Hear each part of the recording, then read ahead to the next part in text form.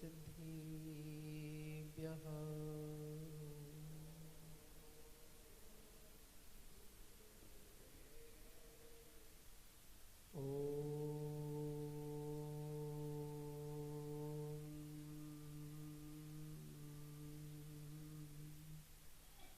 नमः सिद्धिभ्यः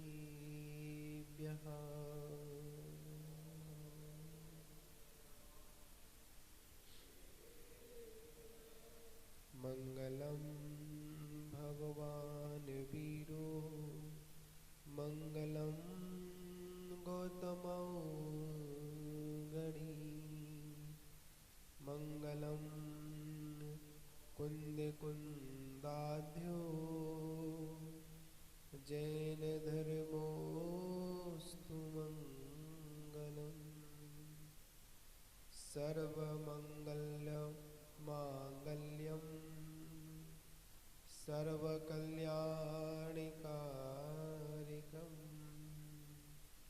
प्रदानामि सर्वधर्माणां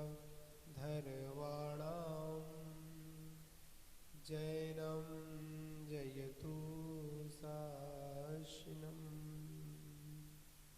अनंतानंत सिद्धि परमेष्टि भगवान की प्रथम तीर्थंकर श्री आदिनाथ भगवान की अजितनाथ भगवान की नेमिनाथ भगवान की परम पूज्य तपस्वी सम्राट आचार्य गुरुदेव सन्मति सागर जी गुरु महाराज की परम पूज्य परंपराचार्य श्री 108 सौभाग्य सागर जी गुरु महाराज की अहिंसा महे विश्व धर्म की परम पूज्य आचार्य श्री 108 सुरत्न सागर जी महाराज की समस्त आचार्य संघ की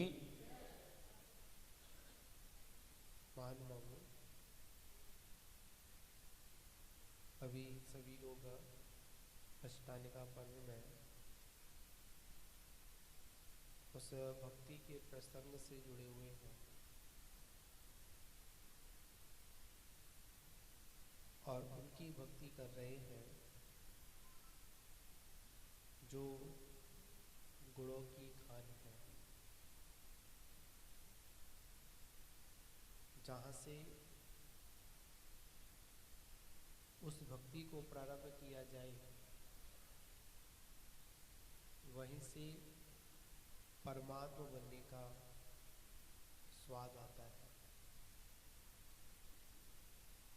चाहे उस भक्ति को शुरुआत से किया जाए, चाहे बीच में किया जाए और चाहे अंत में किया जाए, चाहे दाएं से किया जाए और चाहे बाएं से किया जाए, अगर कुछ स्वाद उस आता है तो मात्र एक परमात्मा बनने का स्वाद आता है। क्योंकि जो पूज्य है वह गुणों के भंडार है।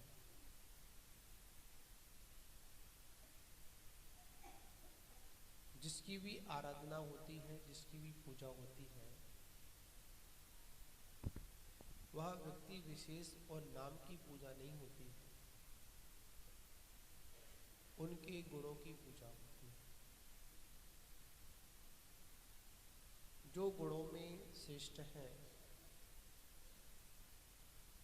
वह हमारे लिए परम पूज्य है।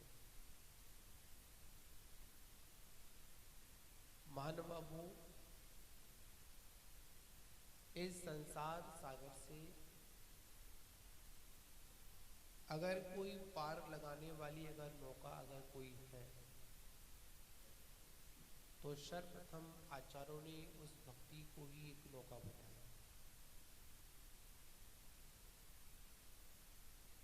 इस घाट से उस घाट तक जाने का काम अगर पहुंचाने में कोई सहयोगी है तो वो एक नाव है।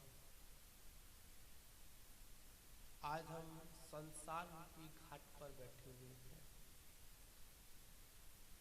अब जाना कौन से घाट पर है? मुक्ति रूपी घाट पर जाना है। और उस मुक्ति रूपी घाट तक कोई ले जाने वाली अगर कोई है तो मात्र वो जिनेंद्र भगवान की भक्ति है, इसके अलावा और कोई साधन नहीं है। भक्ति बिना डायरेक्शन की होती है। भक्ति में किसी को कोई दिशा निर्देश देने की आवश्यकता नहीं है।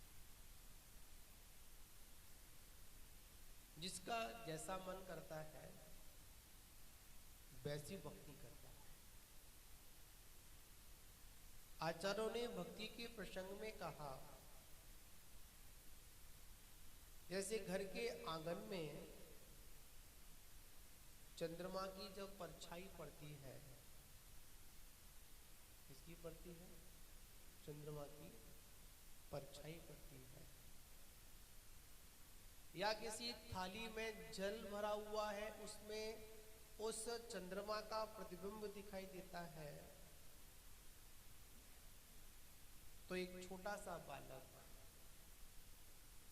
क्या करता है? उसको पकड़ने का प्रयास करता है, पर वह उसको पकड़ नहीं पाता है। उसी प्रकार हम भी यहाँ पर जिनेंद्र भगवान की भक्ति करने का प्रयास कर रहे हैं।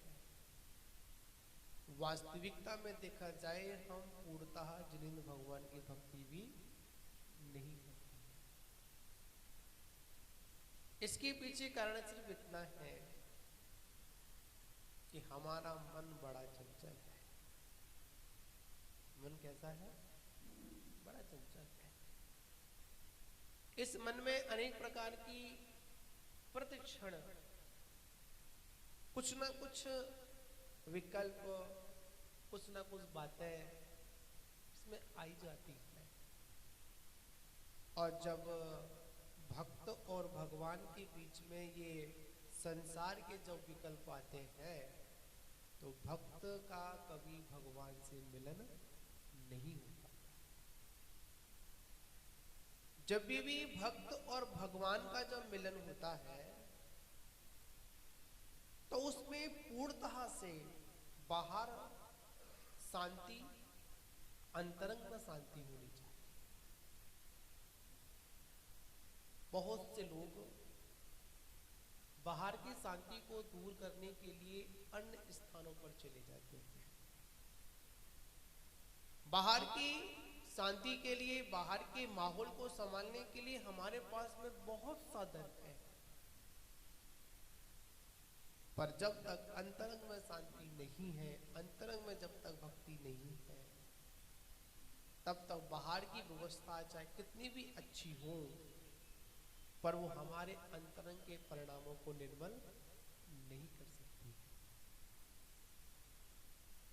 आप लोगों ने सुना होगा, अभी सिद्ध चक्र पूजन की उस जयमाला में भी आएगा, विधान में आएगा, बड़ी सुंदर एक पंक्तियां भावार्थ लिखा उसमें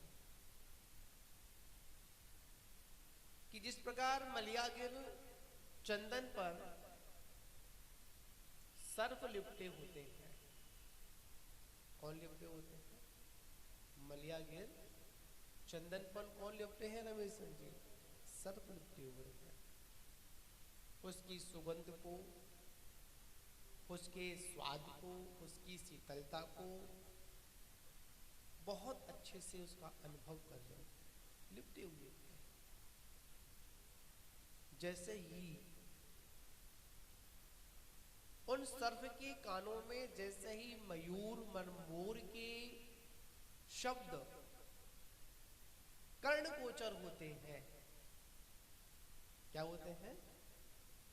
जैसे ही उस मयूर का शब्द उन सर्पों के कर्ण के गोचर होता है, वैसे ही वह सर्प बहुत दूर चिपटे हुए तुरंत मयूर के शब्दों को सुनकर वहां से पलायन कर जाते हैं, अपने बिलों में चले जाते हैं। शब्द बहुत छोटा लग रहा हो, पर भावार्थ बहुत अच्छा है इसका। हमारी आत्मा के साथ में भी ये कर्म रूपी कौन लिपटे हुए हैं? सर्प लिपटे हुए हैं। और जैसे ही जिनेंद्र भक्ति का शब्द के अंदर सुनाई पड़ता है, जैसे ही हम जिनेंद्र भगवान की भक्ति की ओर जैसे ही अग्रसर होते हैं, जिस प्रकार सर्व चंदन के वृक्ष को छोड़कर चले जाते हैं, उसी प्रकार ये कर्म भी आत्मा को छोड़कर चले जाते हैं। जिनेंद्र भगवान की भक्ति का इतना प्रभाव होता है। पर वास्तविकता में भक्ति तो भक्ति की तरह होनी चाहिए। अभी रमेश जी बोल रहे थे ना, अगर द्रव्य चढ़ाना हो तो कौन? मनोवती की तरह, और भक्ति करनी हो तो सती मेनासुरी की तरह। वास्तविकता में शब्द बिल्कुल सही कहा आचार्यों ने कहा। एक हमारे जिन शासन में ऐसी एक मनोवती सती हुई, क्या चढ़ाने का नियम? गजमोती चढ़ाने का। इतना सुंदर द्रव्य सहजता से प्राप्त भी नहीं होता। बचपन से ही संपन्न घर में जन्म हुआ, व्यवस्था थी, चढ़ाने लगे, और जब विवाह हुआ तो नियम तो आजीवन लिया था उसने। जैसे ससुराल में गई तो उसके पिता ने क्या कर दिया, चल गज मुक्ता तुझे दे देता हूं, अपने ससुराल में भी क्या करना, इस नियम का पालन करना। और एक नीतिकारों ने और आचार्यों ने कहा है कि जितना जितना लाभ होता है उतना उतना लोभ भी बढ़ जाता है। ससुराल वालों को दिखा अरे गज मोती मिले, लोभ आ गया, तुरंत नियम को तोड़वाने के सारा का। फिर भी उस सती ने अपने नियम का उल्लंघन नहीं किया। वास्तविकता में जब भी जिनेंद्र भगवान की पूजा की, अन्य जन को ग्रहण किया तो गज मुक्ता चढ़ाने के बाद ही किया। इतना सुंदर द्रव्य। और आचार्यों ने कहा भी है, जब जिनेंद्र भगवान की पूजन करे, और जब भगवान की जिनेंद्र भगवान की पूजन करें, और पूजन का इतना सुंदर द्रव्य होना चाहिए। आचार्यों ने ये तक कह दिया कि जब कोई आपकी वेशभूषा को, आपकी थाली को, आपके पूजन के द्रव्य को जब देखे तो उसके अंदर भी भगवान जिनेंद्र भगवान की पूजा करने का भाव आ जाए। जिस प्रकार सुंदर स्वादिष्ट भोजन की थाली को देखकर किसी का कितना भी पेट भरा हो, फिर भी क्या कहता है, अरे थोड़ा सा हो, चली जाएगा, टेस्ट तो कर ही लो। उसी प्रकार कितना भी अज्ञानी व्यक्ति, कितना भी मूढ़ व्यक्ति, कितना भी संसार में घूमने वाला व्यक्ति, विष्णु व्यक्ति क्यों ना हो, जब आपके जिनेंद्र, आपके द्वारा बनी हुई जिनेंद्र भगवान की द्रव्य को देखे, पूजन के द्रव्य को देखे, उसके अंदर भी भाव कैसा हो जाए, चलो आज हम पूजा तो कर ही लेते हैं, ऐसा भाव अंतरंग में आना चाहिए। ये कब आता है? जब उत्तम द्रव्य हमारे पास होती है। महानुभावों, उत्तम द्रव्य का भी अपने में बहुत बड़ा स्थान है। अगर हम, आचार्यों ने कहा, अगर हम लोग भगवान की पूजन में अगर पुराने फटे हुए कपड़े पहने रहे तो हमारे भाव भी कैसे रहेंगे? फटे रहेंगे। अभी रमेश जी बोल रहे थे, मैं सुन रहा था, बड़े भक्ति में तल्लीन थे, और 1 घंटे की भक्ति में उन्होंने अपने जीवन के सारे संस्मरण भी सुनाए, सिद्धि चक्र महामंडल विधान का महत्व भी बताया, अक्षय भी बताया, कब जुड़े कैसे बताया, और बीच में सोधर्म इंद्र का क्या कर लिया, भगवान का जन्म कल्याण भी कर लिया। और एक बड़ी महत्वपूर्ण बात भी उन्होंने कह दी कि अपने जीवन में कुछ करा पाओ या ना करा पाओ तो कम से कम एक बार सिद्ध चक्र महामंडल वेदांत तो अवश्य करा लेना। क्या करा लेना? जिंदगी में एक बार सिद्ध चक्र महामंडल विधान अवश्य करा लेना। ये वास्तविकता में सच है, सत्य है। महान बाबू, सिद्ध चक्र महामंडल विधान का इतना महत्व है, इतना महत्व है कि जब हम सिद्धों की आराधना में जब डूबते हैं, उनकी भक्ति करते हैं, क्योंकि ये विधान अगर लिखा गया तो शुभचंद्र भट्टारक और ललित कीर्ति जी भट्टारक के द्वारा लिखा गया। इसके कौन रचयिता थे? भट्टारक, शुभचंद्र जी और ललित कीर्ति जी। बहुत पुराना।